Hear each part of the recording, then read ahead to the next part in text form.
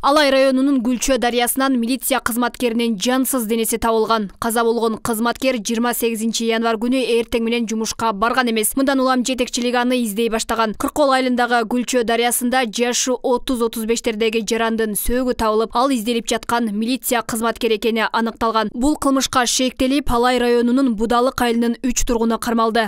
Бүгүнкү күндө ошол кылмышка шектүү 3 адам тең ушул Алай райондук ички иштер бөлүмүнүн убактылык кармоочу жайына киргизилген. Бүгүнкү күндө тийиштүү тергөө иштери жүрүп жатат. Маркум 27 январь күнү жумуштан кийин досунун туулган күнүнө келген. Ал жерде спирт ичимдиктерин ичкен жарандар ортосунда араздашуу чыгып, милиция кызматкери алган жараатынан улам окуя болгон жерде каза тапкан. Кийин шектүүлөр кылмыш изин жашыруу максатында сууга агызып жиберишкен. Учурда тиешелүү экспертизалар дайындалган.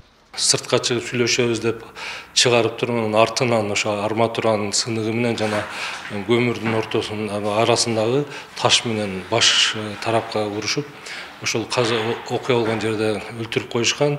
Далил буюм катары бүгүнкү күндө ошол жансыз дени ташып барган автоунаа ошол уруп өлтүргөн таш менен ошол арматуранын сыныктары табылды. Ошол окуя болгон жерде кандын дактары алынды, тиешелүү экспертиза дайындалган. Эске салсак, буга чейин Каракулжа районундагы 2 милиция кызматкерине да кол салуу болгон. Кылмышкер ошол жерден изин жашырып качып кеткен. Учурда кылмышка шектүү кармала элек, ал эми жарадар болгон 2 милиция кызматкери денесинде калган чачма окторду алдыруу үчүн Бишкек шаарындагы ооруканага которулушкан. Каракулжа районунун капысынан кол салуу болуп 2 кызматкер жарадар болуп калган.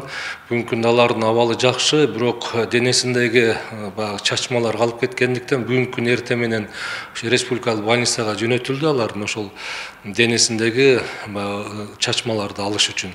Милицияда мындай үрөй учурган окуялар коомдо көп орун алууда. Мындан улам жарандардын милиция кызматкерлерине өчөшүп калгандыгы себептешет. Анткени тартип сакчылары кызматынан пайдаланып, жарандарга туура мамиле жасабаганын баса белгилешет. Буларда кандайдыр бир тартипке чакыруу жетекчилер тарабынан өтө аз болуп атат да. Тартипке чакырып, ошол дагы милиционерди дагы окутуш керек. Мындай жүрөсүң, мындай иштейсиң, саат мончада мынал жерде болосуң, жана ошолорду үйрөтүш керек. Ошону үйрөтпөй атышат. Контролдун эле жоктугу. Контрол болсо милиционер деле биздин балдарыбыз да.